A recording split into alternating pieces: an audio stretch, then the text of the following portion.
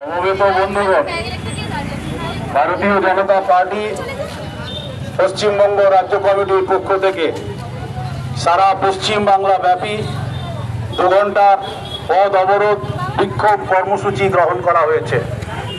ঘটনা আপনারা সকলে ইতিমধ্যে অবগত হয়েছেন। পূর্ববর্তী বক্তা আপনাদের সামনে সেই বিষয় সম্পর্কে কিছু কথা উল্লেখ করেছেন। ন্যাশনাল মেডিকেলে তাকে অধ্যক্ষ বানিয়ে দিলেন। আমরা অবাক হয়ে যাই, মহিলা মুখ্যমন্ত্রী হবে।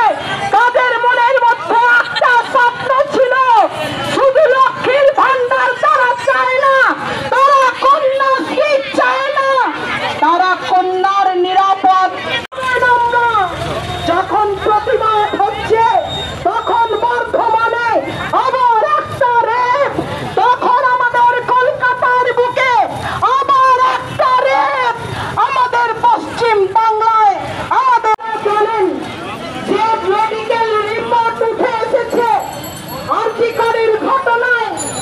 ওই ছাত্রী তার যে মেডিকেল রিপোর্ট তাতে আমরা দেখেছি তার সারা শরীর জুড়ে করছিলেন, সেখানে বহিরাগতদের যে তাণ্ডব ঘটানো হয়েছে এবং সেই তাণ্ডবকে রাজ্যের মুখ্যমন্ত্রী তিনি ফেক ভিডিও বলে মানুষের সামনে চালিয়ে দিতে চাইছিলেন।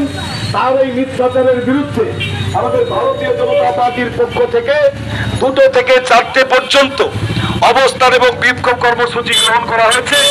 তার ভাগ হিসেবে আমরা মহিষাদল বিধানসভা এলাকার মানুষ ভারতীয় জনতা পার্টির পক্ষ থেকে, মুখ্যমন্ত্রী প্রথম থেকে বলছিলেন আমি রবিবার পর্যন্ত অপেক্ষা করব, তারপরে সিবিআই তদন্ত হবে।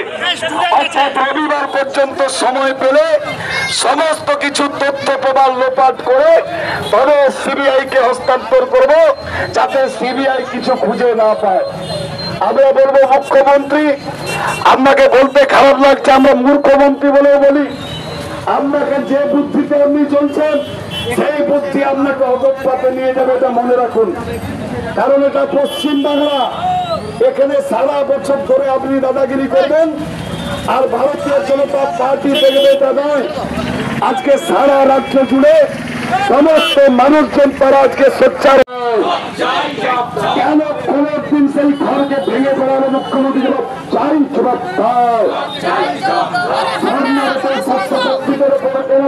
নীতি রাত্রিবেলা অত্যাচার হলো, মুখ্যমন্ত্রী জবাব চাই, জবাব দাও।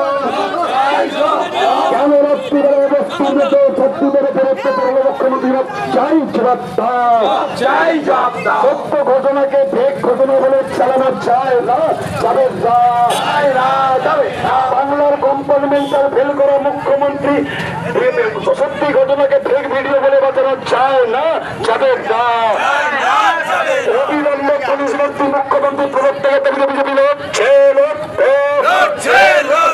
কাকে আড়াল করা হচ্ছে, মুখ্যমন্ত্রী জবাব চাই, জবাব দাও। কলকাতা পুলিশের ডিজিকে সরানো হবে না, মুখ্যমন্ত্রীকে সত্যি হবে, সত্যি হবে।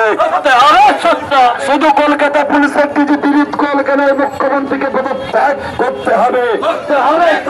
আরে পুলিশ মন্ত্রী, স্বাস্থ্যমন্ত্রী, মুখ্যমন্ত্রীর পদত্যাগের